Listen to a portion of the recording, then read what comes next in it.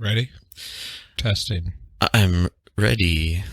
Okay, everyone. Welcome to Heat, Death of the Universe bonus supplemental commentary material. This time, what are we watching? This time, we are not watching 16 hours of Fast and the Furious movies, so hopefully it will be a better experience. We're watching a condensed hour and 41 minutes and 48 seconds. Now that you know the runtime of the movie, you can just guess what it is, saying you didn't read the episode title. Supplementary material. We decided to watch Charlie Wilson's War, a movie that I guess I saw once a long time ago, and just nothing really stuck with me about it other than a vague feeling that I didn't like it, and it was just not a good movie, kind of dull maybe, but I'm kind of curious to revisit it. I definitely haven't seen this one because 2007, the year this movie came out, was like the year that me and my old roommate from a billion years ago decided to live without internet for a year. It turned into like 2 years. Those were actually two of the better years of my life. I basically just forgot, just gave up on the internet. Holy shit, I didn't know about this at all. I'll have to tell you about it sometime on the cast. I mean, I still ended up using the internet some because I was doing university and other shit, but like I didn't have any access to it at home, and I made it like a point not to use it. And okay, interesting. Yeah, maybe I'll interview you about that later. So yes, this is the movie. I mean, we're gonna do an episode about it right after. So, presuming you hear that episode first and listen to this second, some real time travel stuff. Yeah, we don't really need to talk about it now. Let's just watch it. So we're at 5. We're at the, what is it now? What's the timestamp? 10-second mark. Okay, we're at the 10-second mark of Charlie Wilson's War, 2007. And on 3. 1, 2, 3. Universal logo is ramping up. Universal Studios is still a studio, right? I mean, I believe so. Have they been bought by Disney yet? I'm pretty sure no, but if someone told me yes, so I wouldn't be shocked. So they're like the duopoly, Disney and Universal, Coke and Pepsi, the Democrats and the Republicans. Yeah, I don't know. Yeah, I don't know. So... Oh, it's Aladdin. Now, dude, I believe we're looking at Afghanistan. No, it's fine. We're looking at the silhouette of a man with a giant, what would you call that, a bazooka? Oh, he just shot it right at us. So. Jesus. Thank God we're not watching this in 3D, man. I feel so upset at the man who just fired a rocket launcher at me. Yeah. I am going to support. I feel like the movie politicians going to tell me. I think the movie is setting some sort of tone there with how we're supposed to feel about certain factions of freedom fighters later on. But right now we're seeing a gigantic American flag, kind of like that one in Patton, except there's a very, I don't know, out of place looking Tom Hanks standing on a stage in front of said flag. Okay, important thing to note about this movie is the screenplay is by a little piece of shit named Aaron Sorkin, the mastermind behind West Wing and Newsroom and so on. I imagine the episode that we put out before this, we will talk about that a lot. But Aaron Sorkin's the guy who taught me that America's not as great as everyone thinks it is. He taught you that? Because of that Newsroom clip that was so popular from HBO. I saw it so many times that I really internalized how bad America is. I mean, the thing is those statistics were more or less correct, but like the whole message of that show is so counter to anything that would actually put America in a better standing. So Sorkin's whole thing is that like speeches can save the world, basically. I've kind of gathered that from... I never really thought much about Aaron Sorkin until maybe the last couple of years when some of the podcasts that I like started critiquing the hell out of his work. And yeah, I don't know. I never saw The West Wing. I just ignored all that shit. I did watch Newsroom, I think almost all of it somehow, and it was a real hate watch thing. I definitely saw West Wing when I was too young to understand what the fuck West Wing was. Yeah, I mean, a lot of people were like kind of suckered by that show, I guess. So here's a scene that we both read about when we were doing a little bit of quote-unquote research about this movie. Tom Hanks is in a jacuzzi with like some naked women. They look like they're in Las Vegas in a big fancy hotel room. You know how I know this scene's not true to American politics? There's no airplane, and there are no Epsteins handing out small children. Well, there's a before and after this scene, probably, that's just not being shown. Is that Saul from Better Call Saul? It's not, is it? Not at all. God, all Hollywood actors look the same. No. Look at how light and pretty their eyes are. I think you think every human being is the same person at this point. You thought that like 5 of the women at the RNC were Ann Coulter. I was going to ask if that woman in the middle of the 2 male actors, is that Ann Coulter? There's no Ann Coulter in this. God damn it. So the weird part about this scene is this is like the role Tom Hanks was not born to play. Like, I know he's a versatile actor or whatever. He's America's dad and all that shit, which I get a little more suspicious of by the day. Side note. But he cannot play like sleazy, alcoholic, coked up guy in Las Vegas. Don't you think he just stands out kind of badly here? Or I don't know. Maybe I'm off. I don't know. Maybe people are trying to pigeonhole him into the nice guy thing, and really... He brought that on himself a little bit. I do hear he's a nice guy, though. I've never heard any bad press about Tom Hanks. I think he could play a villain or something. I'm just saying, like, this particular role, like the drugs and the drinking, it just doesn't seem to fit his... I don't know. Maybe it's all just his persona, and I can't get over his, like, nice guy persona or whatever. But I mean, he's trying to be sleazy congressman. Oh yeah, by the way, he is Charlie Wilson, and Charlie Wilson was a 12-term congressman. I don't know why. Maybe it's the hot tub, but he's giving me like bad Bill Murray impression vibes. I can see that. See, Bill Murray could pull off this role. But Bill Murray is America's real dad. Yeah, but he's your dad who, like, day drinks and stuff.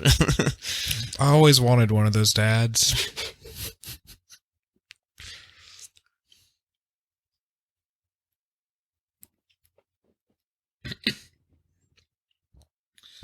This was what America so I think was all we've been talking over so far was probably a very, very Sorkin-y, like, chatty thing. Like, they chatted way too long in that hot tub. Like, any other screenwriter would have probably gotten them out of there. Is that Sylvester's? No.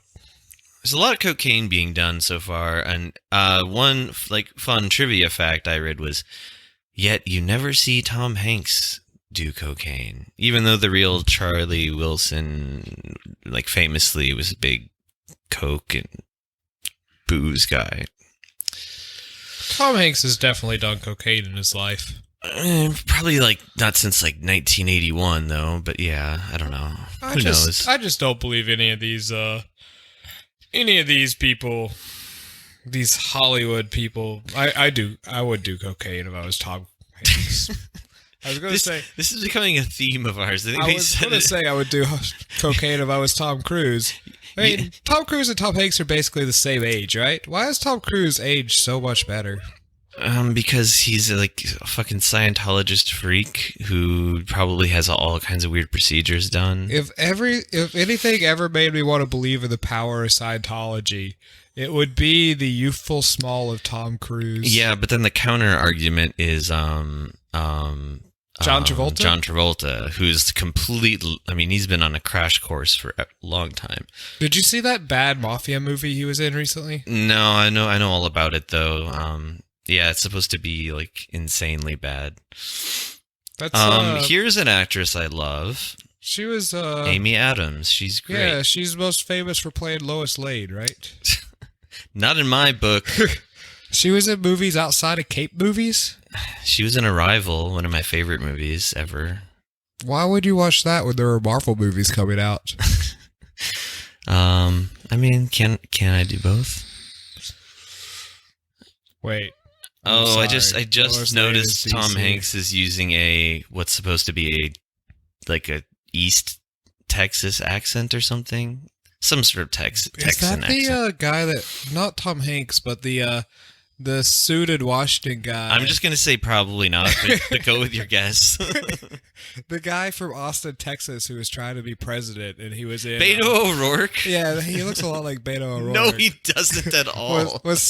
Are you sure this isn't when he was taking a break from At the Drive-In to be part of... Okay, this was 13 years ago also, so I don't know. That's absolutely not Beto O'Rourke. Way past peak At the Drive-In. I guess Beto O'Rourke was never in At the Drive-In, but he was like friends with those guys or played in their bands like before the At the Drive-In. Fuck that guy. Amy Adams, in my mind, is one of those actresses who can kind of elevate just about anything. I don't know. Certain movies, if I think they look kind of bad, if I find out she's in them, I'll sometimes give them a look anyway. Oh, yeah, she's like Elizabeth Moth a decade earlier. Wait, what do I mean by that? Who is Elizabeth Moth? Moss. The Boy Scouts. Why is he talking about the Boy Scouts? Elizabeth Moss, also Scientologist, you mean? Is she a Scientologist? From Mad Men? Yeah. Yeah, she's a Scientologist. God damn it. Are they all Scientologists? Many. It's what people dress I want to like hear some of this Sorkin banter. Although it's kind of slowed down here for a second. What year is this? What year is it supposed to be, or what year is the film made? No, what year is it supposed to be? I know it was made in 2007. This is supposed to be maybe late. So probably late 70s, because the whole Operation Cyclone, I believe that was the name of it. It's like a 10-year CIA op in Afghanistan, well, in other places, but and it started 79 to 89, I believe. Okay. It went on for a while. And so the premise of this movie is Tom Hanks is like this kind of superstar congressman who can get deals done. He's a deal maker. And like Joe Biden. The CIA basically starts working with him so he can sell their like insane operation to give billions and billions of dollars of weapons to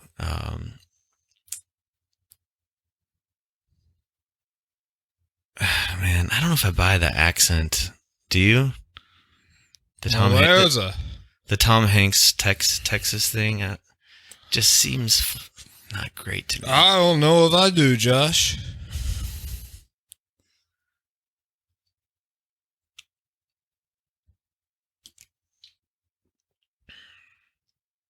Oh, shit. See, that's a Sorkinism right there. Like, these like sort of not normal people, but people not really particularly learned people, just like tossing around like really specific. These are senators. I mean, wait, I think it's important that, well, it's not important, but he was a congressman, right? Yeah. Not a senate. Okay. He wasn't in the Senate, though. It's all the same to me. I mean, it kind of is, I guess.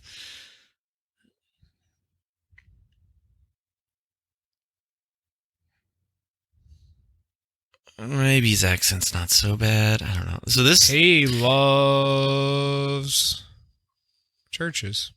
I thought you were going to say scotch. His secretary just poured him a coffee cup full of whiskey in front of everybody at like 10 in the morning. Well, it was a different time. It was the 1980s. That seems pretty normal to me, though. Don't you start drinking scotch at 10 in the morning? Yeah, my secretary always hands me a coffee mug full of scotch. I'm glad that we have an office stocked of secretaries at the heat death of the universe. Number one employer of secretaries in the world. It's another thing that's equal opportunity. It's another thing that's going to come up in this. I think it will be in the movie. But one thing I read about this guy was... Okay, so he was famously a quote-unquote womanizer, which is like a term that has a lot of baggage, to say the least. And like a genuine like alcoholic. Like he nearly died. I think he did ultimately die from drinking himself to death. And so the womanizer part connects to how in one article I read, it said he was such a champion of women that his whole office was full of women who called themselves Charlie's Angels. So it's basically like he had these like busty secretaries just filling his offices, and he was like passing it off as like he's a feminist or something. But who's this now? Is that a famous person or not? I can't see from here. Is that Julia Roberts? That's not Julia Roberts. No. Definitely not. I don't know who this person is. I think one thing I read... Is that Ann Coulter? One thing I read earlier about the Julia Roberts character who I haven't seen yet is that they apparently make her look really like she's aged badly. I actually saw her. She was in the press conference, and yeah, she had the weird blonde hair.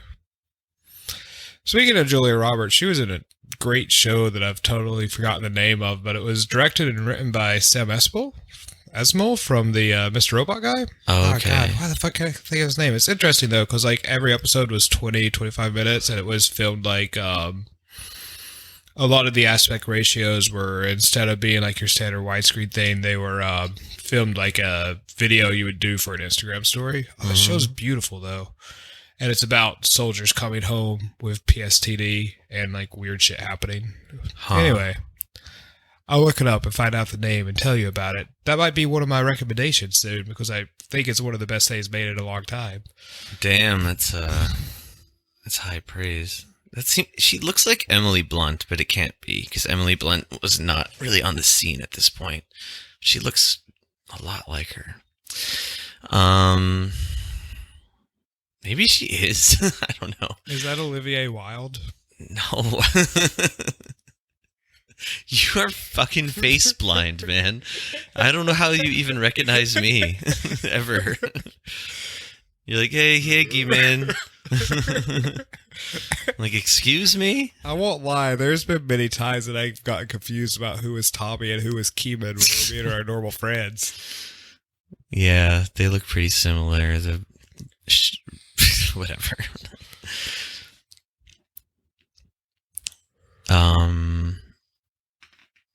Yeah, there's something about Tom Hanks in this role that just doesn't fly for me. But whatever. I think there's going to be way more problems with this movie than Tom Hanks being kind of miscast here. Oh, speaking of Mad Men, not Philip Seymour Hoffman, but him. There's a really good cast. Do you recognize him? I do. Okay, I thought you were like having an opposite moment of like, who? What? Yeah, that's Don Draper. God damn it. Okay, so now Okay, that's not Don Draper. I'm sorry. This is the first speaking moment with PSH, as I like to call him, Philip Seymour Hoffman.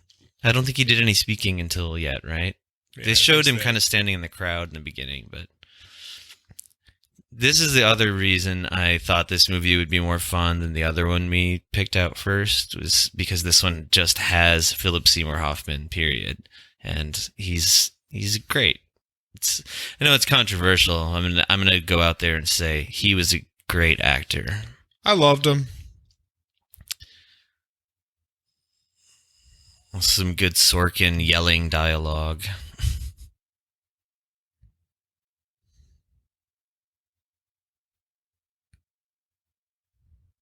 Is he a news guy? Huh? Who is this guy? Is he CIA or a news? No, he's a CIA guy, right? Yeah, he's... Of course, those are CIA glasses. Well, he also referred to the company, not meaning the business, but I also just know he's the CIA agent from little tiny bit of background reading. Cravely. That's quite a name.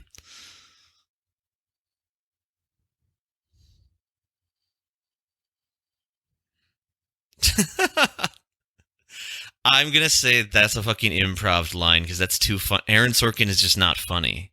Aaron Sorkin is unfunny. That was funny. He said, yeah, you dignify her in the ass. He turned his words around on him.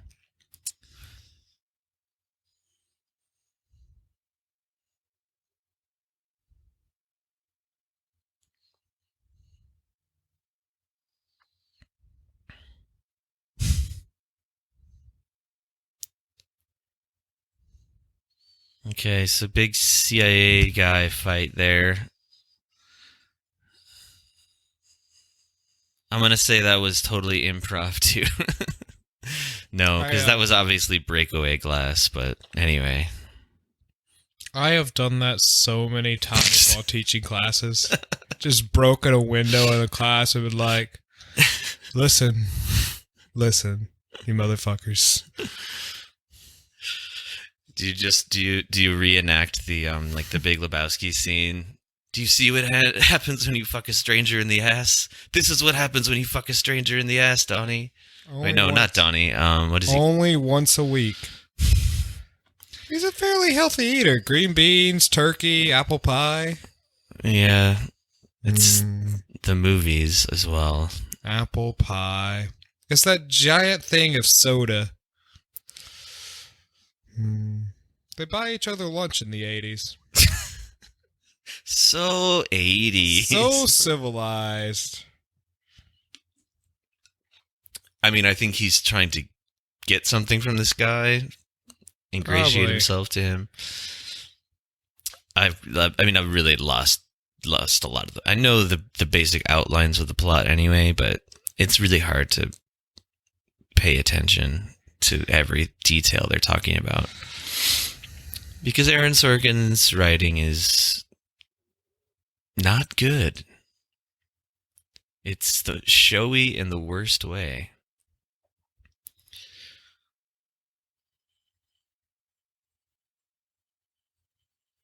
Ooh, my favorite thing. Yeah, so this is in... It's fun. I kind of like... Earlier today, I was like, oh, some description was like the Cold War film, and I was like, huh? Like for a second, and then I was, oh, right. The Cold War was still going on in the 80s, of course. That shit did not take a break. Man, these like sorority slave auction things are like kind of real. Oh, yeah, that shit happens in real life. It's weird. It is very weird.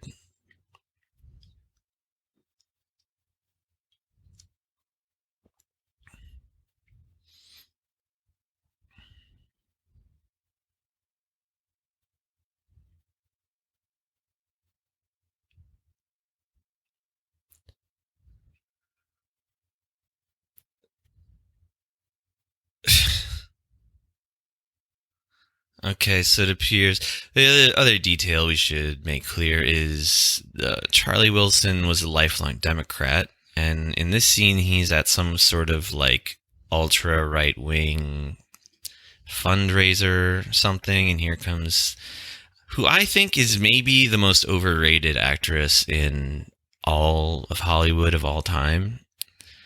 I have some weird hang up with hating Julia Roberts. I can't explain what it is. It might be totally irrational. I'm usually lukewarm, but that Sam Asmail show is amazing. I'll have to look up his name. I don't know, man. Just, even if she's in a movie I like, which is actually kind of rare, it feels like, but something about her like condescension in like every role, no matter what, irritates me. Oh, then I found out that she's a horrible person in real life, and not just like, oh, she's like horrible how. I don't know much about her in real life. So not just like, oh, she's like kind of mean to her fans or something. No, she bullied her own sister to death. Oh, well, I mean, seriously, like terrible. her own sister like, committed suicide, and like she publicly like degraded her sister even like after the suicide. She made her sister work for her and like treated her like a fucking slave and like as an assistant. I'm getting the broad outlines here, but like she's terrible. And also I never got when she was like supposed to be America's sweetheart and all that shit. She's just a mediocre actress in my opinion. I don't know. I don't have any strong opinions on her. I don't until I see her in a movie, and then suddenly I'm reminded. And I didn't for a long time. Just suddenly, like... As you know, most people look exactly the same to me, and Julia Roberts is one of the few people I can actually, like... She looks alien. That's why you like her. You can distinguish her. I don't know if I like her, but she looks like... She doesn't look like a normal human to me.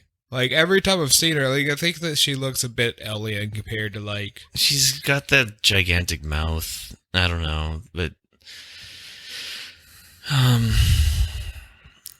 But this isn't the Shit on Julia Roberts podcast. Well, it will be if I have something to say about it. No, I'm done. I don't... The reason... I can honestly say I don't like many of her movies. The reason I sound so weirdly passionate about it is because I'm passionate more about trying to figure out what it is I don't like about her. And I can at least identify something specific in like the way she treated her own siblings as an adult. Like, it's pretty cold-hearted shit. But like, just in movies, she just annoys me. But anyway, moving on. So they're having some sort of like one-on-one, and she's the ultra right wing. He's like basically the fucking milquetoast Democrat in a way. I've noticed a theme in Sorkin movies that he believes that the right wing and the left wing can come and meet in the middle. Oh, that's a big old thing he loves. And, you know, I think maybe they have met in the middle, and it's just us dumb plebes sitting here thinking it would be great if people could reach across bipartisan lines and strike some deals. Thing is, I think maybe they already have struck some deals, and they're getting exactly what they want and have for years and years and years. Yeah, I mean, the coming together is the problem. They can come together, but at the expense of moving everything rightward and just generally driving the inevitable decline of the American empire along faster. And this is some Sorkin-y shit where she's... I'm so uncomfortable by her picking her eyelashes with that safety pin. Okay, I'll stop. I'm kind of trying to do the... I guess, yeah. What other southern accent she's doing. It's almost as good as someone right from the South. Just listen to the way that she carries on with those... Yeah, man, you should be the one. I jumped on Tom Hanks's Bad Texas. I mean, you're not from Texas, but you know, you guys are all the same down there. I mean, are they in Texas? What do you think? I don't think they're in Texas right now. I think they're in Tennessee. No, but what? They mentioned UT. UT is the University of Tennessee. Texas, dude. They also call that Texas. Jesus. But there's only one UT. Texas wouldn't fucking be around if it wasn't for Tennessee. Okay, wherever they are, the Charlie Wilson character represented some district in Texas for like his whole life. Sense. And so Tom Hanks is supposed to have a Texan accent. I don't know about Julie Roberts, but I'm just saying, man, you're more of an expert on Southern accents than me. I'm terrible at accents. Give me the break. Though. Oh yeah, you accent blind and face blind. I'm mostly just blind. Okay, so they're just like Sorkining out right now. They're just like this is like fast-paced back and forth dialogue with like tons of specific data that no person would like have at the ready in their mind, but they're saying it very casually while he's getting drunk in her tub for some reason. So it's a bit like listening to a current affairs episode. Wait. I'll take your word for it. All right, we've got some footage of the Russia? Soviet Union here. Big old Lenin draped down. It looks fucking beautiful. Yeah. I mean, fucking beautiful. Failed experiment, but it's looking nicer and nicer. You know, the only reason it failed was because of U.S. meddling. There might have been other problems with it, but I mean, come on. Of course there were, but so well, this is horrifying. Who's shooting whom here?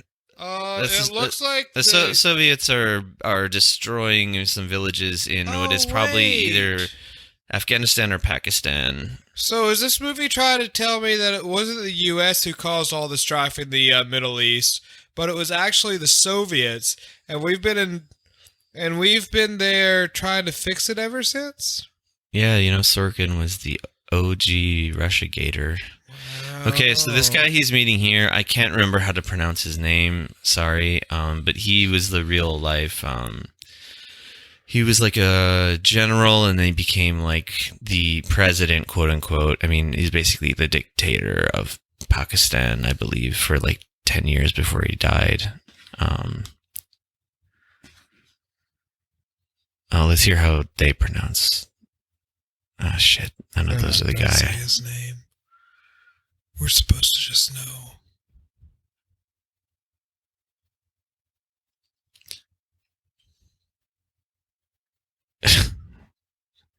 He's ordering whiskey in Pakistan, and they're laughing at him. What a doofus.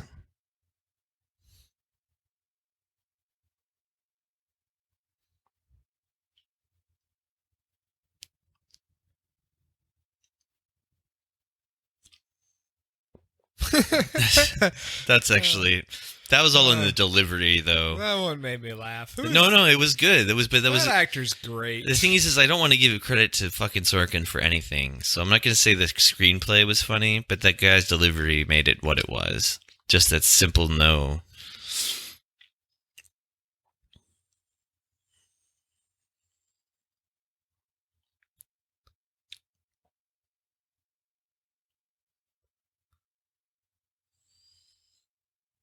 I also think I'm gonna stop guessing who these people are now. Oh no, they're who I thought. Okay.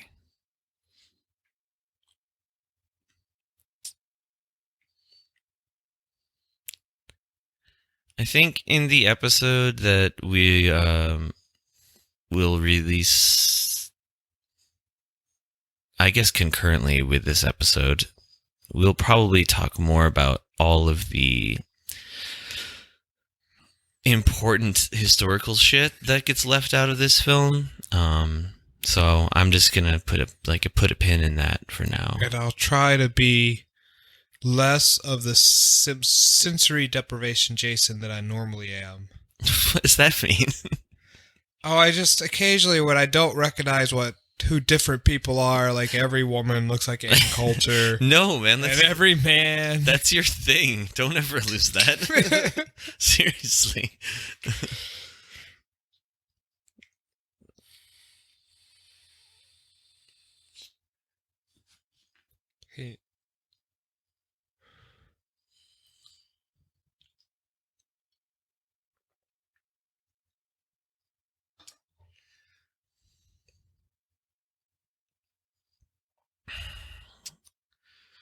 Okay, so Most of this stuff checks out.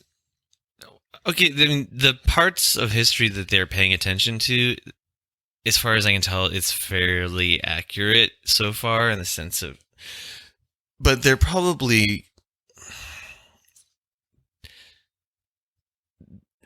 almost certainly making this Charlie Wilson motherfucker look like a better guy than he is. Like he just kind of stumbled into this. But what they're leading up to here is that they're saying, oh, the weapons that you gave Afghanis to fight the Russians are like circa World War I, and meanwhile they're blasting the shit out of them with modern helicopters and stuff. Which means they're saying, give us a shitload of weapons, please, and he's going to go back to the U.S. and he's going to make it happen because he's the deal maker. Sorry, what? I was just thinking, this Charlie Wilson character, since he looked like a dead ringer for Tom Hanks, apparently. Why was he never a presidential candidate, or was he? Or was he? He probably was. I probably just didn't know. I don't think he ever was, actually, but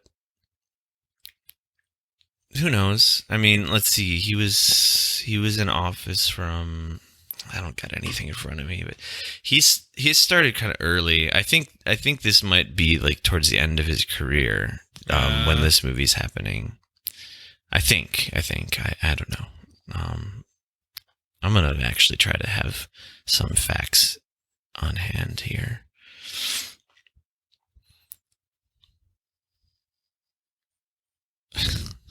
That's so fucking Sorkin. A Pakistani vaudeville team. Oh, Amy Adams, why do you do bad movies? She was in Superman. You mentioned. Not a bad movie. A lot of your.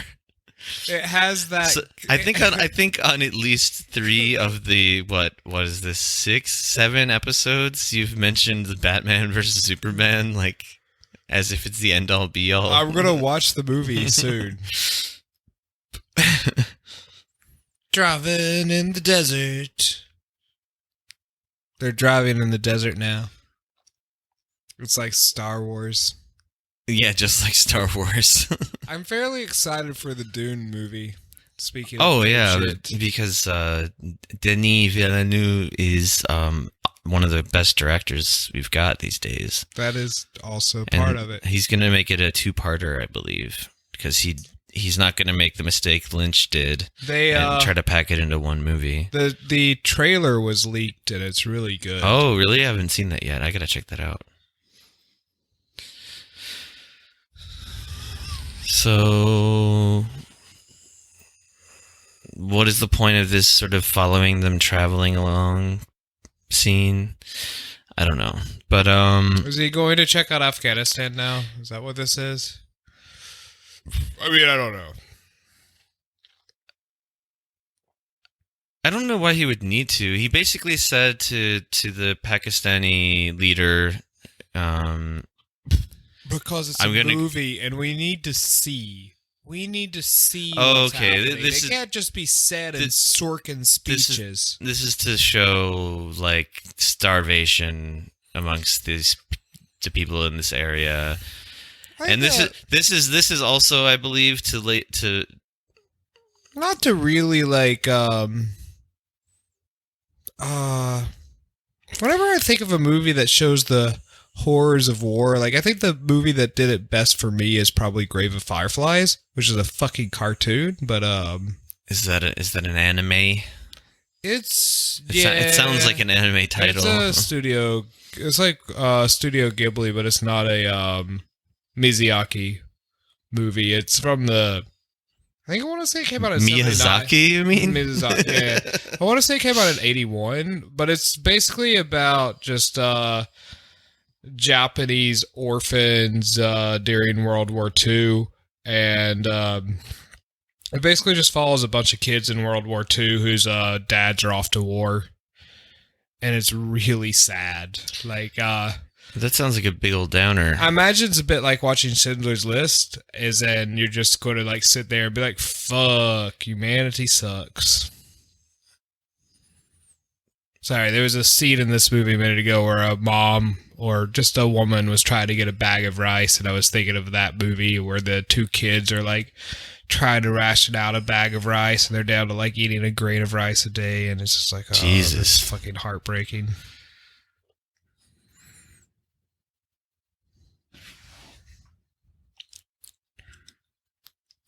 You know, what sort of irks me in movies sometimes is when, so, you know, we've got the subtitles here, but when it just goes, parentheses, speaking in foreign language. Yeah, I hate that. But it's like, okay, you wrote the fucking movie. You are they just saying gibberish? They were literally just like talking on set.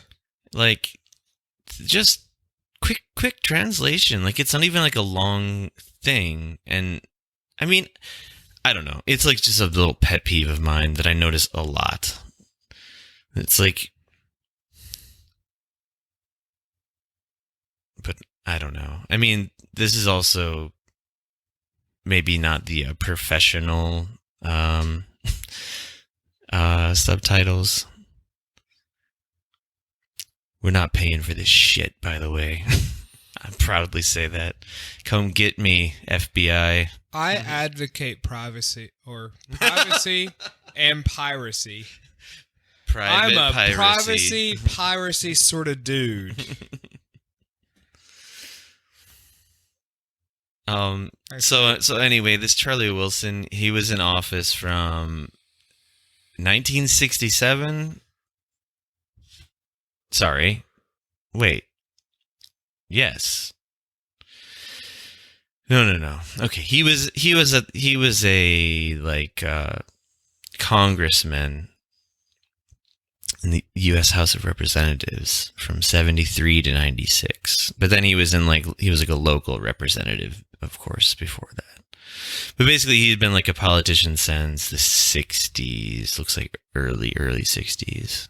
Often when I watch movies about politicians, I think I should have got into politics. It doesn't seem that fucking hard. You just have to be willing to sell yourself. Fuck. We got to get one of those headphone amps. Otherwise, this is going to keep happening. I mean, I think about it in a really like abstract way of like, my God, that must be such an easy job in so many ways. Like, but you just, I don't know, you'd have to be a real piece of shit. I mean, even if you were like one of the good ones, I think it would be that's what would be stressful. Maybe. Oh yeah, I agree. You'd have to be one of the average ones or evil ones to like actually to enjoy the fruits. It. Yeah.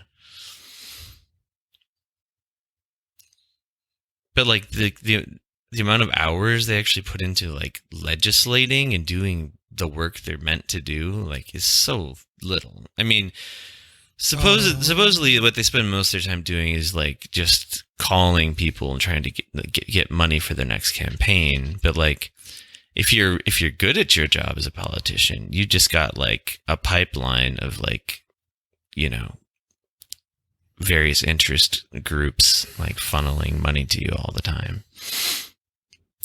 Like those are your Pelosi's, your Chuck Schumers and whatnot.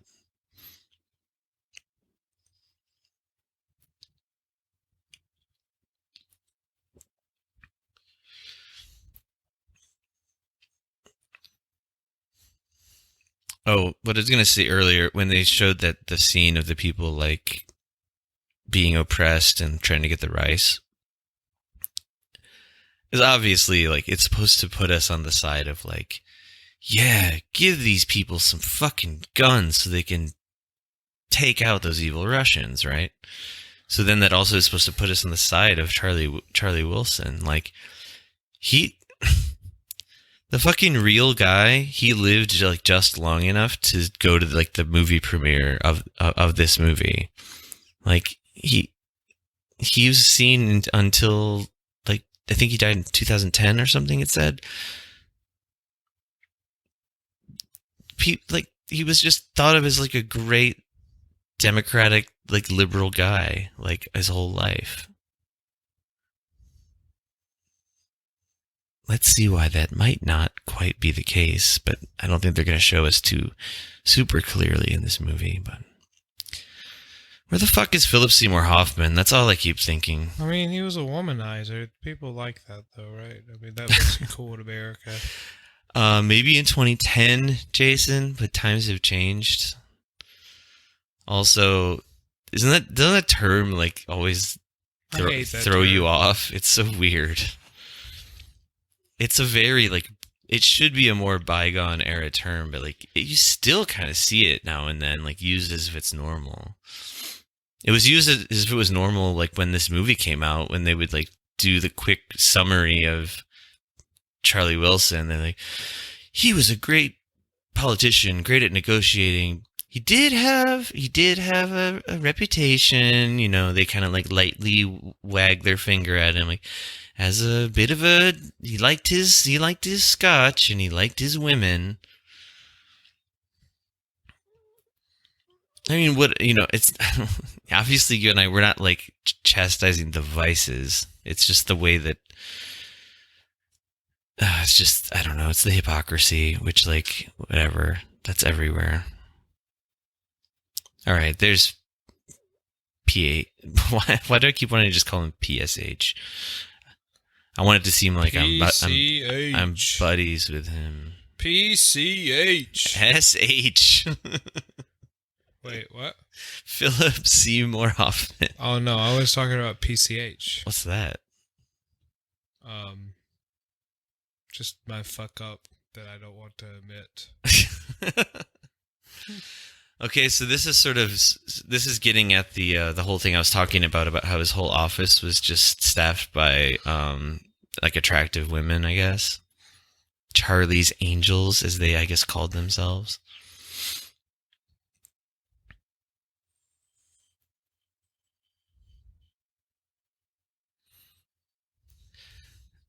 See, now I'm a little confused. See, I thought he was meeting the head of the Pakistani government, which makes me think I made a mistake. But what I was reading was like, that's what happens in this story of what. Anyway, it doesn't matter.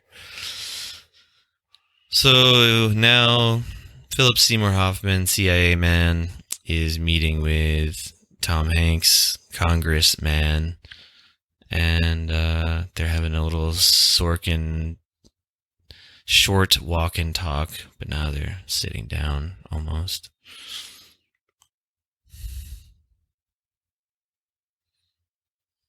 I don't know why. I have expected Kevin Spacey to be in this movie. It's because we were going to do that Kevin Spacey movie. That's a good reason.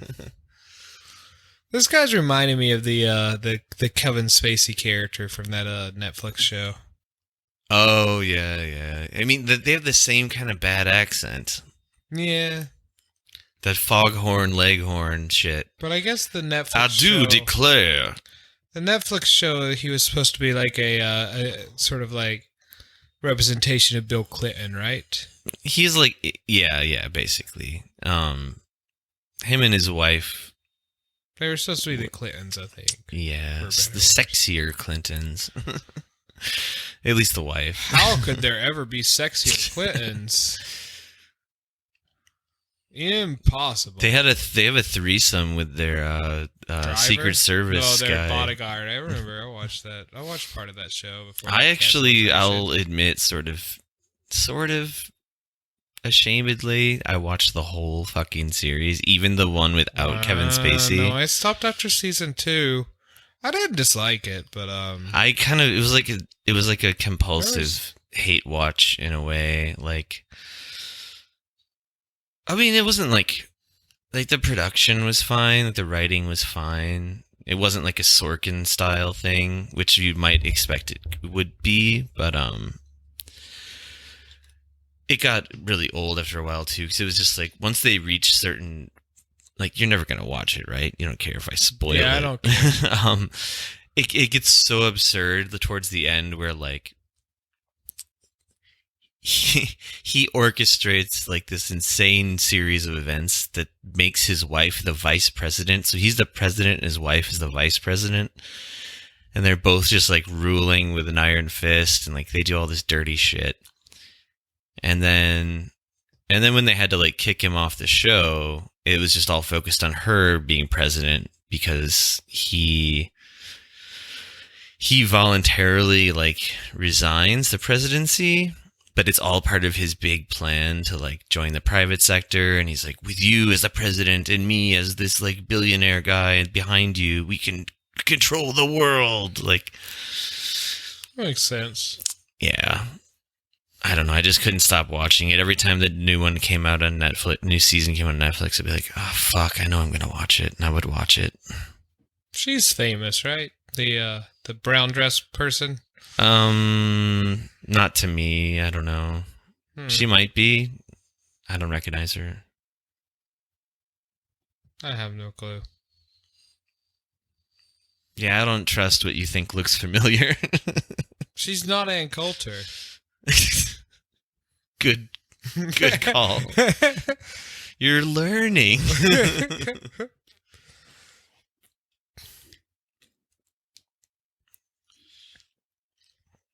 I do like the big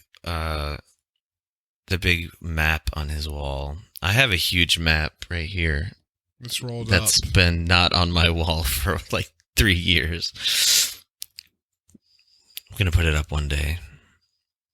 It was up at my old place. I think if we weren't talking over this movie, we would be really bored. Probably.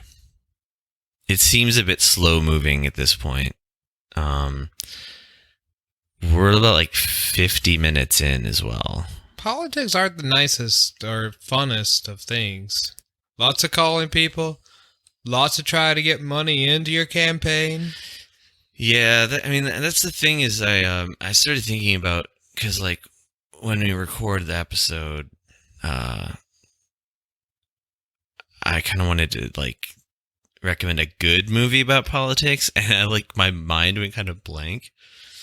But have you never seen? I remembered 2 at least that are good. Okay, I'll give mine first because it's important.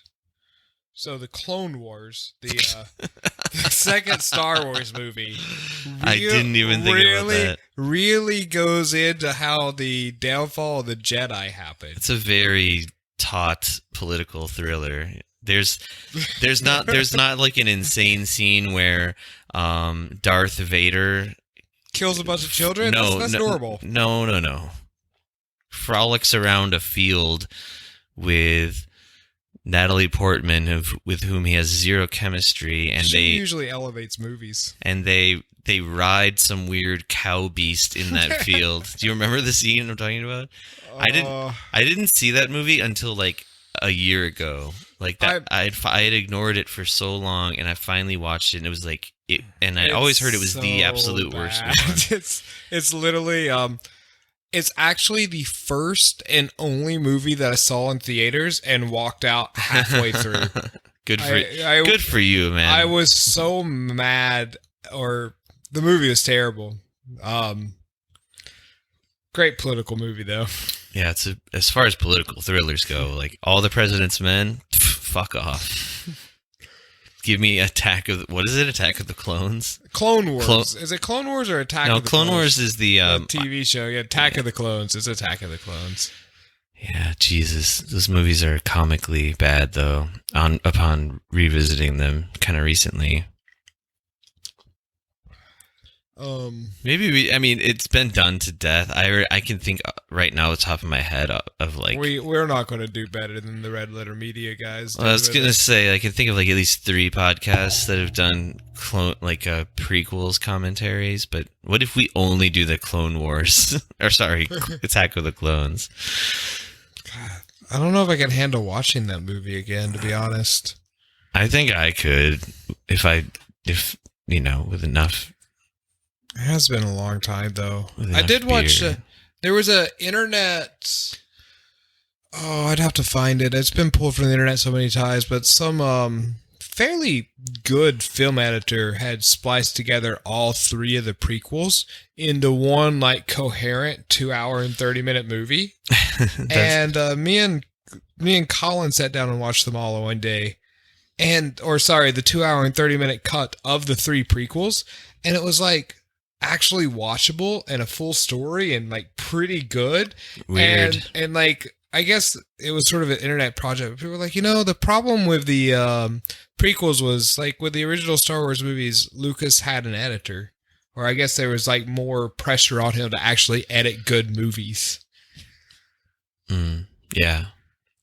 I mean, I'm not saying they're great. It wasn't great as an edit. It was just like, it was a marked improval. Who's this guy? This guy looks real familiar. I only know this guy from one thing, but he's in Billions, but you said you've never seen Billions. I've seen commercials of Billions. He's actually kind of a minor character who's not in like all the seasons or anything, but that's all I know him from. Billions is a fucking hoot, man. I can't wait for it to continue. It's not a hate watch in the way that, say, like I said, House of Cards was at all. Like it's way more fun of us. I've heard that from a couple of people I really respect as far as their media taste. I'm going to check it out at some point. I just haven't got around to it yet. There's a lot. Paul Giamatti, man, he makes it. I don't think if he wasn't in it, I don't know if it would work for me at all. But there's a lot of good media out there, and it's hard to keep up with all of it. Very true. A lot of bad media out there, and it's hard to keep up with all that too. Also true. I've been watching way less stuff since we started doing this like rigorous podcasting schedule. Same. Which I feel good. I like that. I know they're doing I guess it's in production now, but they started like producing a Remembrance of Earth TV show, like the 3 Body Problem TV show. And some people are real pissed about it because they got the showrunners from Game of Thrones. Well, you know what? I thought they did a good job with Game of Thrones up until like they ran out of source material. But luckily with this, there's source material the whole way. Oh, they're gonna adapt that book? Yeah. And or the 3 books? Yeah, all 3 books for HBO. HBO generally has a good track record on stuff. Yeah, I agree. They're the home box office. I hate how their top buttons are buttoned on their shirts like they're people who are important. Are they hot? I hate how Philip Seymour Hoffman's smoking a cigarette because it really makes me want to smoke a cigarette. And I think Hay1 will kill me if I smoke one inside. No, she'll never notice. Was she upset about this smoking inside the other day? Not at the time. Maybe a little bit. I guess she was participating, though. She was as well. But next day, we had to really air the place out. Yeah, sorry about that. Dude, I started it. I just needed to do some push-ups. Can I link to that video in the show notes for this? Certainly. That's the only place that video should go. Yeah. Listeners, Jason did a really funny thing that was caught on video the other day. We were hanging out with some friends, and I don't know why you did it. We just like the first you just did like a clapping push-up, and then someone said do it while smoking, and you did like 3 in a row with a cigarette dangling out of your mouth. Something like that. It just looked really funny. We'll see about linking that. I feel like Philip Seymour Hoffman is using Tom Hanks. He totally is. Like a CIA agent would. But they're using each other completely. Are they both alcoholics? It's been shown clearly that Charlie is. I didn't really see Philip Seymour Hoffman's character drinking at all yet, as far as I know. He was just drinking coffee right there.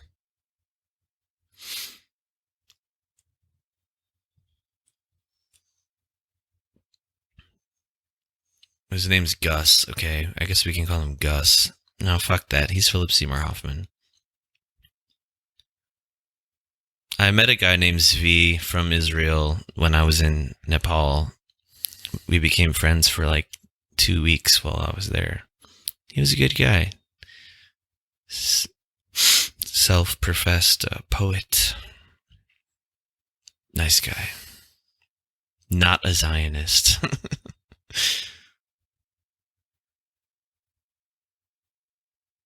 Oh, they're in Israel right now, of course. That's why there's someone named Zvi.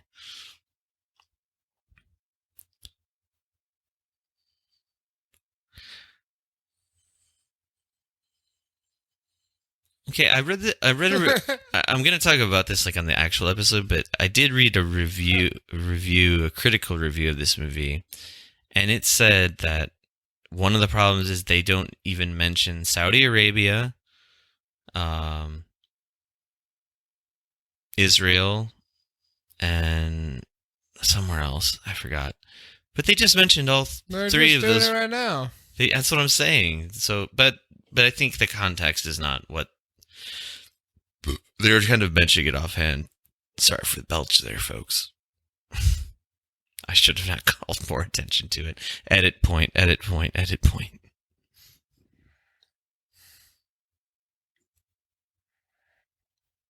What is a T-55? Is that a tank? It sounds like they're talking about tanks, yeah.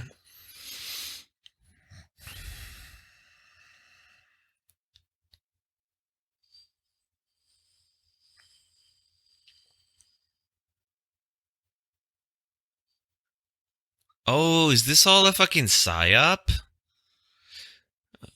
Okay, there's a part coming that I know about where there's going to be this ethics investigation into Charlie Wilson about his cocaining and drinking and womening. But it sounded to me like Philip Seymour Hoffman was just saying they're basically setting that up as a distraction, or maybe they just know it's happening inevitably and it will be a distraction. I don't think, no, my first guess can't be right, but I don't know. How is he so sure? And Tom Hanks, Charlie Wilson doesn't seem fazed by it at all. Maybe because it ultimately will come to nothing as far, but do you know who ends up trying to get the best of this Charlie Wilson is Donald Trump. Rudy Giuliani. Close, Rudy Giuliani.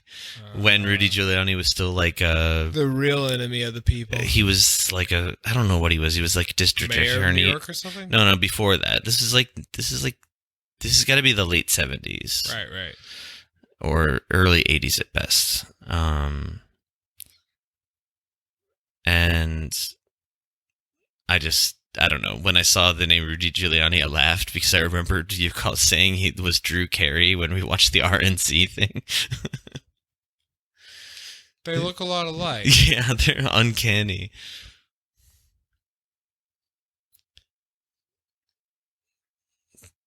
I don't want to sound like a prude here, but this seems kind of gratuitous. I guess it's just supposed to show that sex is everywhere. Yeah, are they still in Israel? I don't know. They must be.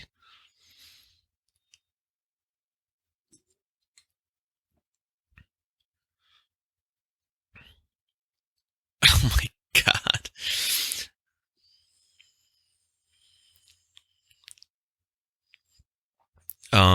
So the director of this movie, Mike Nichols, he is he's a pretty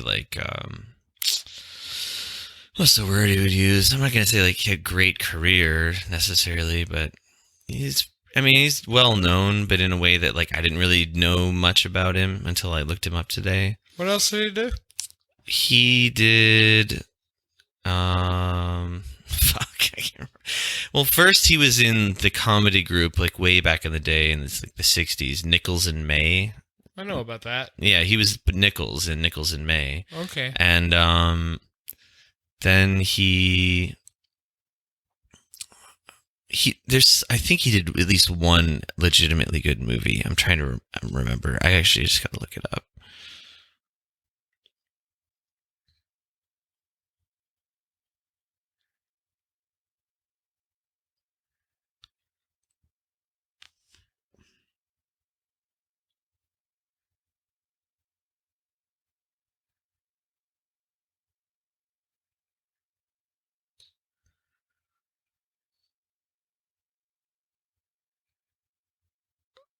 Okay, well he did a lot of like Broadway stuff. He did a lot of theater, so that's why his like directing filmography is not that long. Or but oh no, okay.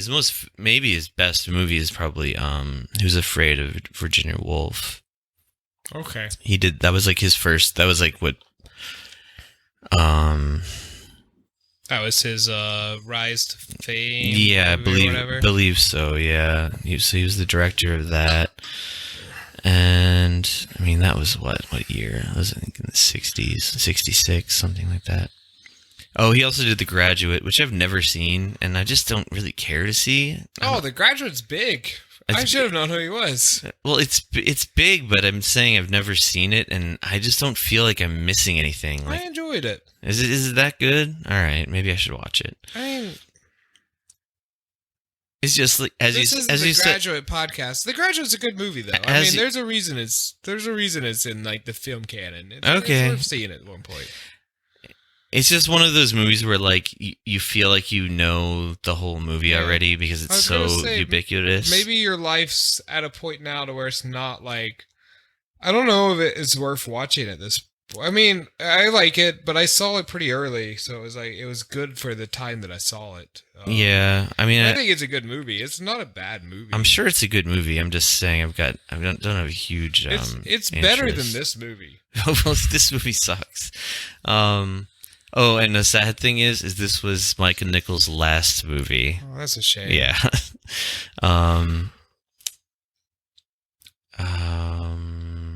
It's always hard to end on a bad note. The other movie we were talking about doing, the Casino Jack, when I was researching that one a little bit, that was also that director's final film. So there was like these weird parallels between that movie and this movie, actually. And like both based on like real guys. The central characters are based on real guys, and I think both. Anyway, maybe we'll do Casino Jack later. Both starring American dad figures. Kevin Spacey, always considered America's dad ever since he did that movie American Beauty. Yeah, which really emphasized the American dad. There was no like. I don't know, ambient, like, terror around him at all times. I just always think of him as John Doe. Detective! I have a student right now named John Doe. You should just put the speech that Kevin Spacey gives at the end of 7 on, like, on YouTube, and then, like, link your whole Zoom class to it. Maybe. Maybe I will. This world is sick, detective. Whatever else he says in that.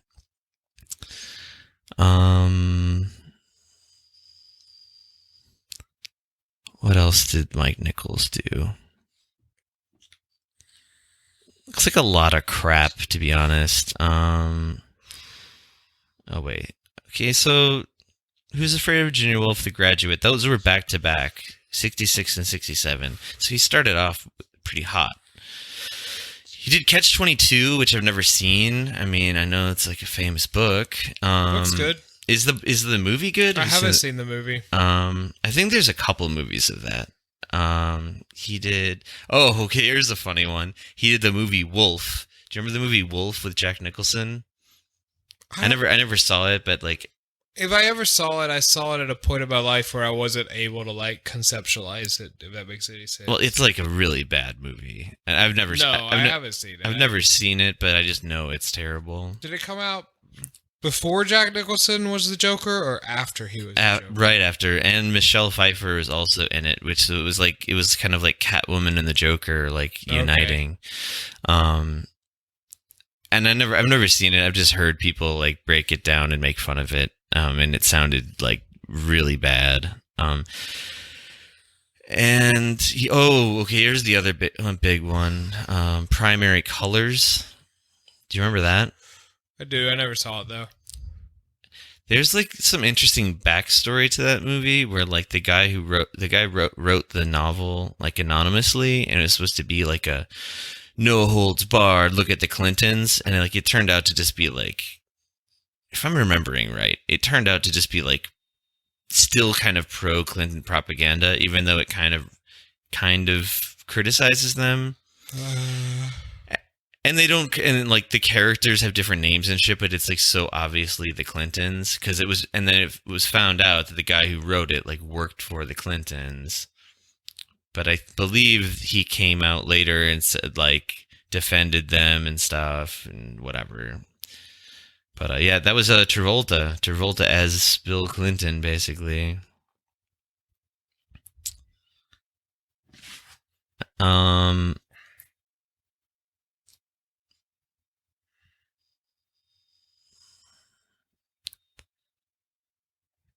He did that movie Closer, which I never was interested in, which I think has Julia Roberts as well. Oh, I never saw that, but people loved it, right? Some people really liked it. I think I tried to watch it once, like around the time it came out, probably, and I think I fell asleep or just turned it off because it wasn't doing anything for me. It was probably the Julia Roberts factor. I did say I have a bit of an issue with her.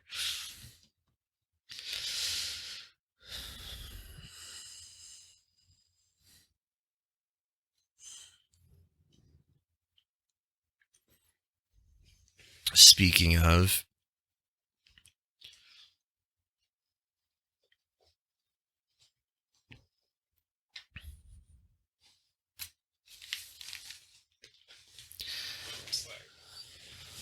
I wonder if Sorkin was still writing The West Wing when he wrote this. I don't know when The West Wing stopped. I don't know when it stopped either. It's probably around this time, actually.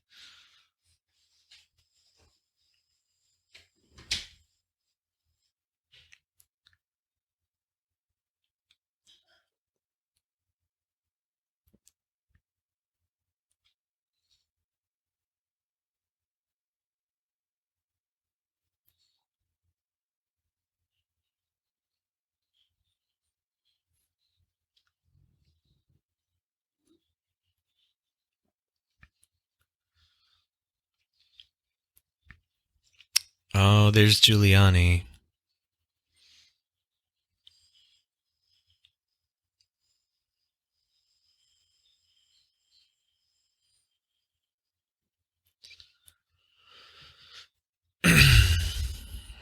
Man, that Sorkin cannot escape the subject of cocaine. What the hell? Okay, in my mind, that felt out of context. There's a blonde girl in jail because she was raped. Say what? The fuck? Alright, this is what you get when you don't pay enough attention to these dumbass movies.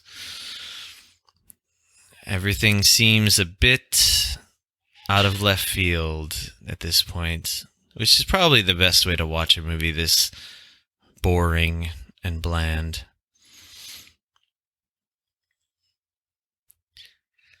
Dear listener, I am also all alone right now. Jason is in the little boy's room. Philip Seymour Hoffman smoking again. I want to smoke.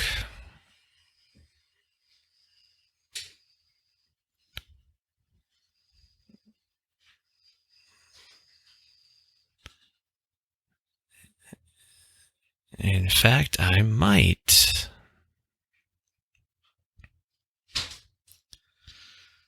Oh, cheers.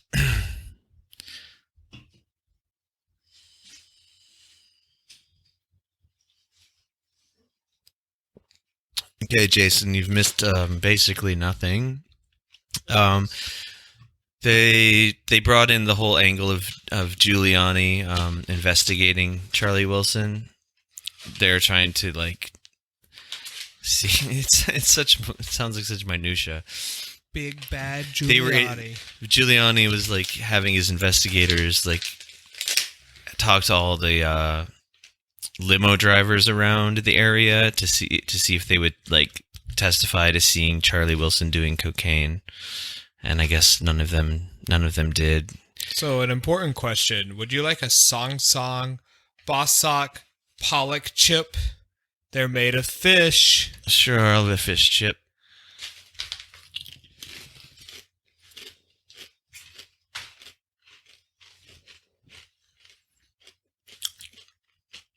Oh, this is a rare cinematic moment. Drunk Tom Hanks.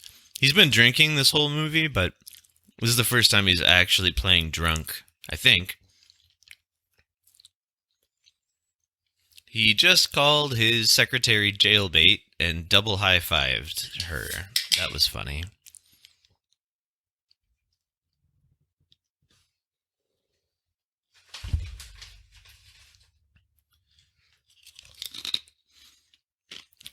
Ooh, sleazy. Philip Seymour Hoffman. Very sleazy.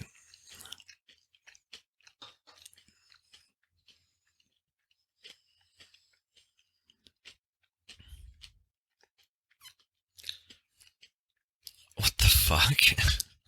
She's not very nice. She's supposed to be ultra right or whatever they called her before. All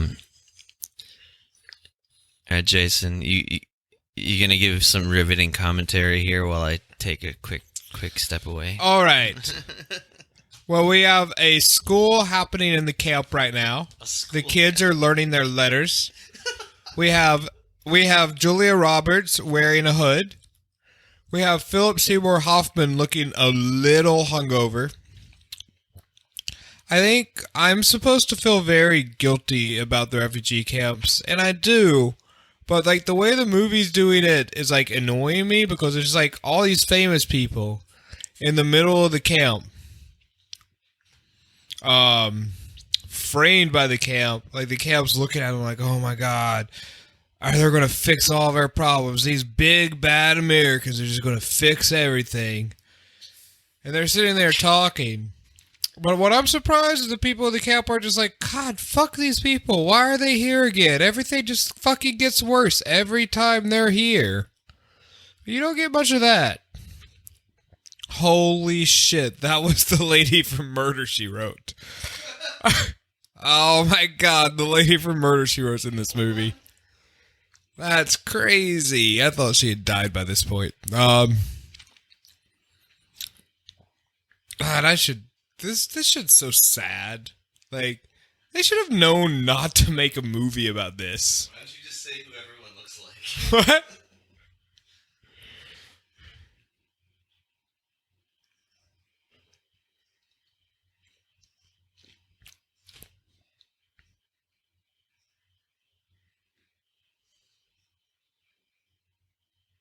The horrors and the atrocities of the communists. Fuck off.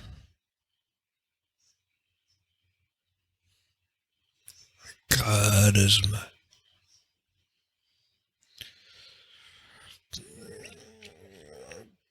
So we decided the best thing to do was to give everyone guns to go and fight the communists. And there was a happy ending, folks. Happy ending. We give people more guns. And once everyone has enough guns, everyone says, well, fuck, we all have guns. We can't shoot at people anymore. The man with the gun theory is true. And if anything's ever proved it, it's us arming the world. Arming the world. Let's arm the world. I think they're chanting guns over and over again. No, they're chanting God is great. God is great. Guns, guns, guns. Guns are great. Guns are great. Airplane. Oh, wow. That was when they were dropping giant pallets of cocaine into Afghanistan. I didn't know about that. Do they really carry fucking weapons into the country on donkeys? Jesus. The world's a weird place.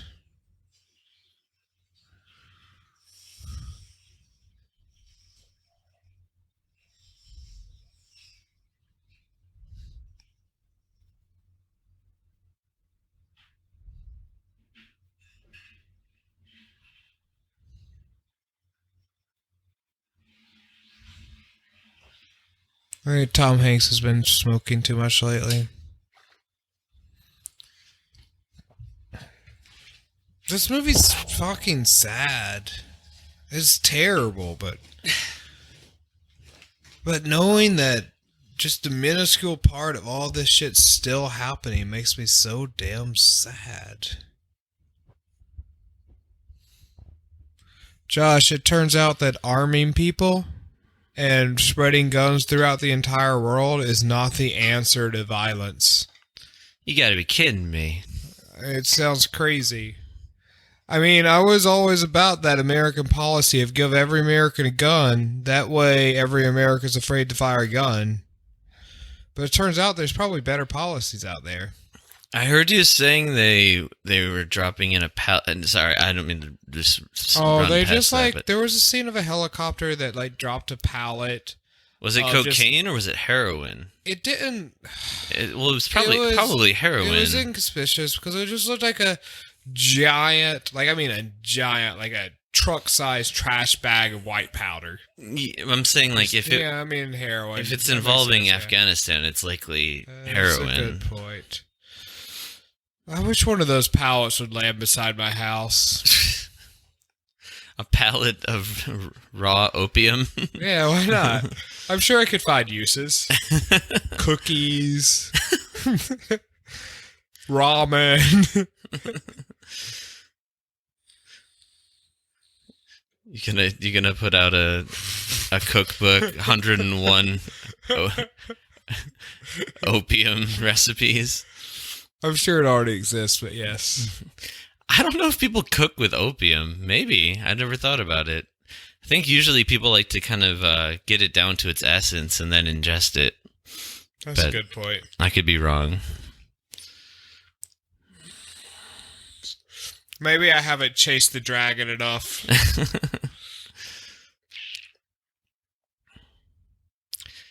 It looks like Elliot Smith.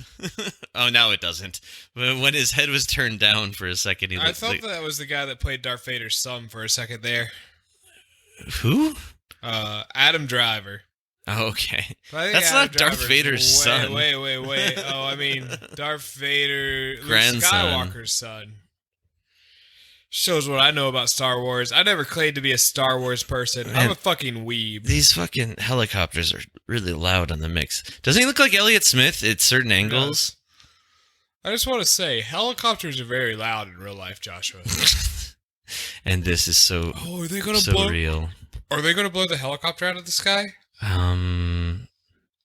No, I think they're going to fuck up a village of innocent people. No, one of these helicopters are going to get blown out of the sky.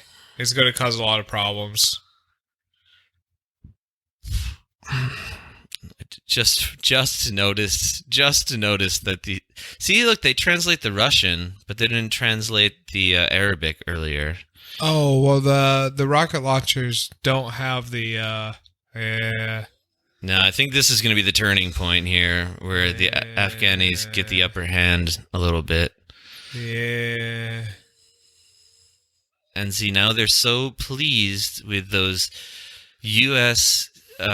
Donated weapons with no strings attached, I'm sure, right? That now Afghanistan and the United States are going to be the best of friends from here on out. That's how it worked out. Our number one ally. And the CGI is this is a real nitpick, but some of the CGI is very, I guess it's just very 2007. It's not bad necessarily. That was a weird dissolve what do you call that? Dissolve, edit, transition, something. A helicopter blowing up is a lot. Well, never mind. I don't know. I just mean it was weird. They showed like the bottom of Amy Adams' legs, like walking through the fucking destroyed land of Afghanistan. Jesus, I don't know what. Maybe I think Amy Adams is much better than she is, but even like a character, seeing her play a character that sucks like this character kind of irritates me. But whatever. Has she said a single line in this movie?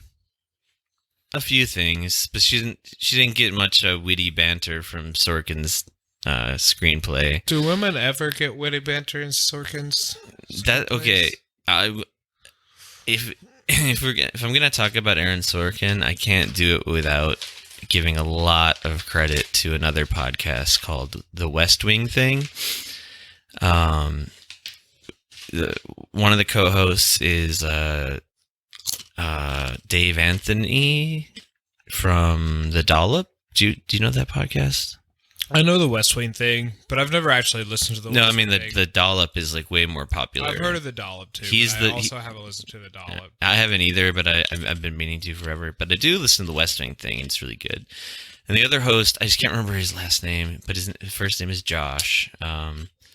Anyway, it's a very good podcast, and they do a really good job at like analyzing everything that's wrong with Sorkin and like how his West Wing kind of style led to kind of half of a generation of people like believing a lot of dumb shit about politics. Namely, like the two Johns from Pod Save America. They're the product of the West Wing, basically. I'm not a big fan of the two Johns. I hate them so much, but and I've never even listened to their podcast. But anyway. There is one episode I like to Freakonomics, but I still don't fucking like those guys. One thing they always come back, they actually the West Wing thing. They watch an episode of the West Wing for each episode they do, and they talk about it. And they found there was they were shocked because they were like guys who like kind of liked the show like in like 1999 when it first came out. Sure. And when they're revisiting it now through a different lens, they're just like they can't believe how bad it is. And sorry, this is a really roundabout way of saying like you said like do women ever get to speak in a Sorkin screenplay?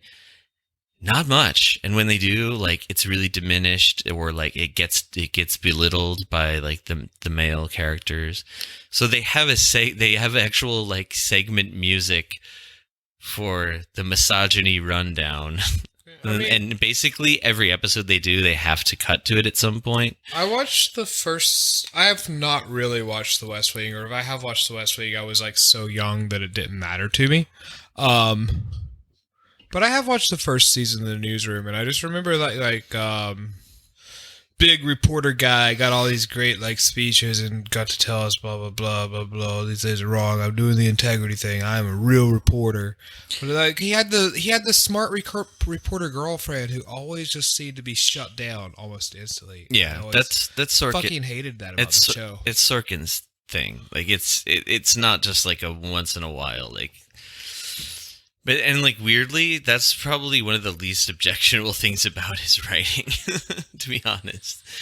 Like it's just he's canceling over the wrong thing. God. No. I mean, it's really bad too. But like his way of talking about politics is so fucked up. Well, if you write the right speech, make America great again. I mean, there's this funny thing. I think on one of the early episodes of West Wing thing where they quote him or like play I think they just quote him saying like it's him talking about like the Trump era, and he's like, there was a time in America when the Americans showed up, people said, thank God, here come the Americans. And it's like, what era are you talking about, man? Are you talking about this? It's fucking early 80s? Like, maybe that's the only time I can think of, because even like in World War II, when we like intervened in World War II, we didn't do that much. Honestly, from things I've read, Canada did more in World War II. nobody was saying, "Thank God, here come the Americans. We love America." Fucking England did the brunt of World War II. And Canada helped more than the U.S. But that's a whole nother story. But like he's talking about like the bygone, like he's talking about like Korea. He's talking about Vietnam. Like he's like encapsulating all of it. He's talking about Afghanistan. And the guy loves America. Thank God, here come the Americans. Like, and he's basically saying like up until Trump, people loved America. That was like the point of what he said. And it's fucking gross. And fuck Aaron Sorkin. He has more money than I'll ever know. Did the newsroom come out after Trump or before Trump? It came out before Trump, right? Oh yeah. Yeah, before. And I think it even ended before. But because they would have tied that in like that the whole point of that show was like each season was like talking about real events that happened like the year prior. Okay. And like, oh, it's so nauseating that I think I watched it because it was just so like hate watchable. But like the more and more I think about it, the more and more horrible it is. Like there were no spaceships, so I wasn't instantly entertained. I mean, good. You didn't miss anything. You dodged a bullet.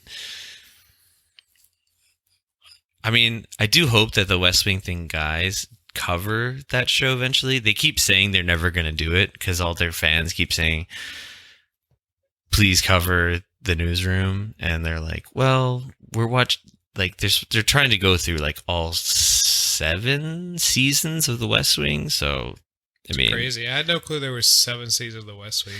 And Sorkin wrote all of them except for the last one, I believe. Or maybe he took off one in between or something, but it was when he got in trouble for having like he got caught at the airport with drugs. Oh no! He had mushrooms and cocaine and crack. Yeah, and this was when he was professing to be sober and stuff. But, I'm sober. Yeah, you are. Alcohol Stop doesn't that count shit. as a drug, right? No, it's a liquid. Yeah, exactly. Fuck. Oh, God. Sorry about that, ladies and gentlemen. Technical error. I completely fucking checked out of this movie, by the way. Well, this is where Tom Hanks and Philip Seymour Hoffman become best friends. They're buds. Okay, I see. So now they're just celebrating their amazing victory of handing billions of dollars of weapons over to is Hoffman's character, his knowing smirk makes me think that he knew that he was creating more wars in the Middle East. Well, he's CIA, so yeah. Charlie is like, I think I'm actually doing good for the world. I'm making the world a better place. Well, yeah, that was the whole point of that scene with the rice and whatever was to show like Tom Hanks is deep down, even though he's a drunk and a womanizer, he's a good man, wants to help these poor people, and by giving them all these weapons, I mean, here's the thing, really, like, yes, they were at war, but like, why were we on the side of the Afghanis? It had nothing to do with like liking them, respecting them, thinking that they were in the right politically. Was it because the Russians were mowing them down the most? No, it's because and then we knew that if we gave them weapons, they would fuck up our enemies, the Soviet Union. So it's just all the proxy war stuff, you know, just like Korea, just like Vietnam. It's just the same thing. This was another war exactly like those wars, except this one they didn't send American troops over there. They just let all of the people of Afghanistan, like, in a very like disorganized way, fend off the Soviet Union. Well, Tom Hanks looks convincingly drunk there. He looks like a different guy. It's how I look every day, Josh. So now are we really supposed to believe that he's like internally conflicted about this and stuff? I mean, I don't know, maybe he was. I didn't read enough about the real guy, but everything I read about him seemed like he was kind of a piece of shit. And Tom Hanks is just, that's why this was a bad cast.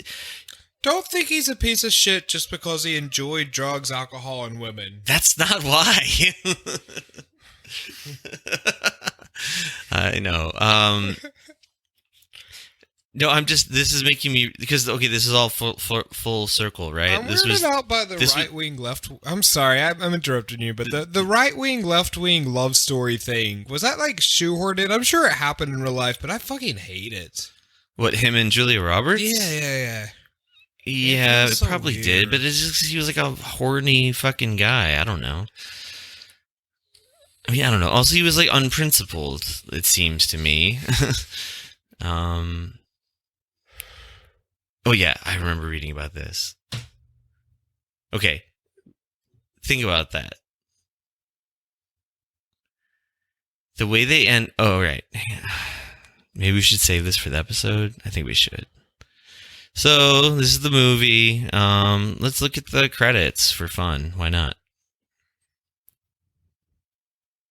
This was not the best movie I've ever seen. Bullshit. It left me wanting...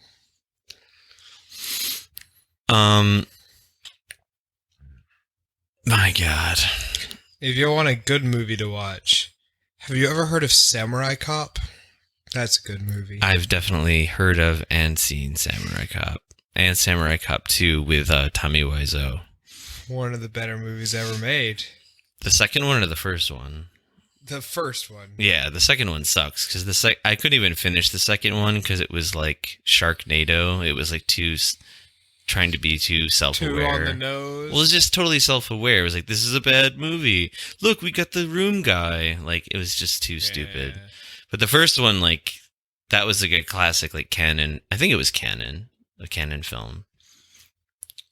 Did you ever see the Canon documentary? I did not see the Canon documentary. That's really good. Dude, I could watch that right now. It's great. It's one of the better documentaries I've seen, like, ever. Like, you don't quite, I didn't quite realize how many classically bad movies Canon did, and their whole, like, business setup was so, like, I don't know, it's just great movie. It's I think it's called Electric Boogaloo, just like named after that movie. Oh, okay. Anyway, I don't know. I don't know if we're gonna have anything funny to say about these credits either. Maybe we should just call it. Nay. A Mike Nichols film.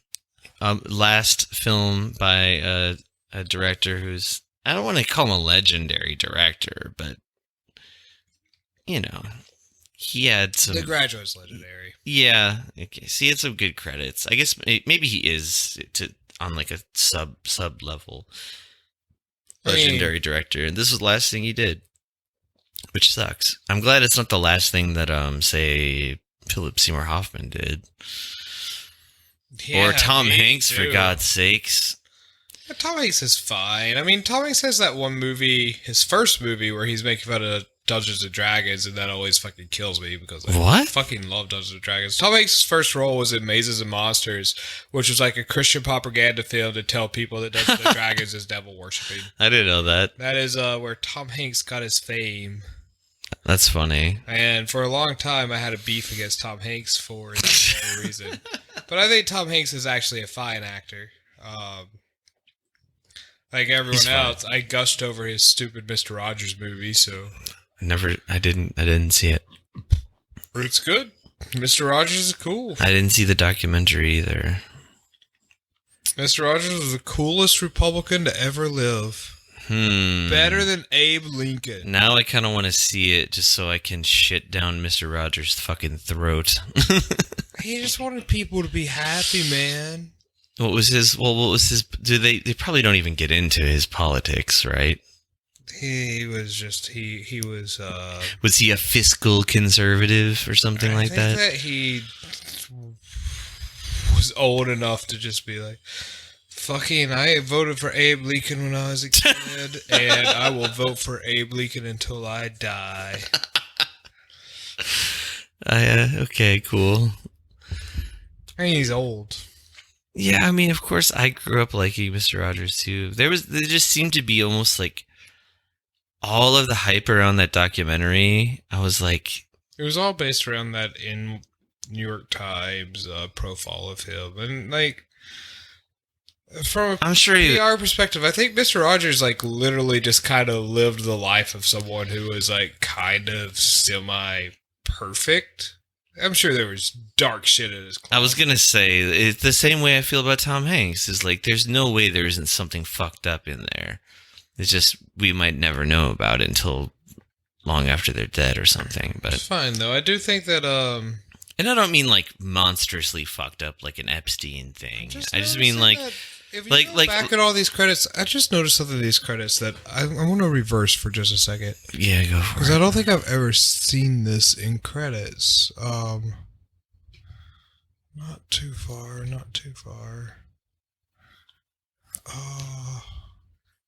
I guess I wouldn't be surprised to find out like Tom Hanks is like wait, as you get down, they get down to like assistants, and they start like, instead of giving the assistants names, I want to point it out to you. Like, assistant to Mr. Hanks, assistant to Mr. Costa. I've never seen this. I never see this, like, assistants to Mr. blah, blah, blah. And they're only doing it with the men. Is that normal in credits? I've watched credits. I don't think it's that Driver weird. for Mr. Nichols. Driver for Mr. Hanks. They mean like literal personal assistants. Weird though. I don't really. Their job title is driver for. Oh god damn! I hate this world. Dude, those people are probably making like 7,000 times the amount of money that you and I have ever made in our lives. If Mr. Hanks wants to hire me as his driver, if you're listening, sir, I know I said that you possibly have not Epstein levels, but sub-Epstein levels of dark shit in your life. But I would like to be your personal assistant or driver. Sure. I mean, even if you want to give us a plug, like, I don't know if our fan bases are going to intersect, Mr. Hanks, but if you want to give us a plug, that's the one. Just let me assist you, sir. I only want $1 million a year. Alright, maybe fuck this. Actually, we've kind of gone so far through these. We're at the end now. Yeah, we might as well just finish it. We're to the makeup artist. We're to the hairstylist. I don't know. There could be, like, credits are so long. I know some people who are like almost obsessive compulsive about needing to watch the credits to every movie they see. I am not one of those people. Like, I generally like to leave them. I kind of hate it when I'm in the theater, like, I get up immediately, even if it's a movie that I absolutely loved, almost faster, because I want to get out of there and talk about the movie. You don't want to stick around for the end credit scene, because you only love Cape movies. Yeah, those Cape movies. I mean, I do stick around for I have stuck around for those when I've seen those, but man, they're usually letdowns. Those stinger scenes. They're usually worthless. But some people are into it, I guess. I don't know. Just like, if I want to know something about this movie, I'll look it up later. That's how I feel about it. Although it is kind of like a novelty for me right now to sit and watch the whole credits sequence. This film is carbon neutral with native energy. Somehow I don't believe that. Filmmakers wish to thank Dan Rather. Something. Charlie's Angels. They just thanked the real life, like, busty assistants and whatever that worked for Charlie Wilson. Makes sense. That's who those Charlie's Angels were. I'm sure they give them, I don't know.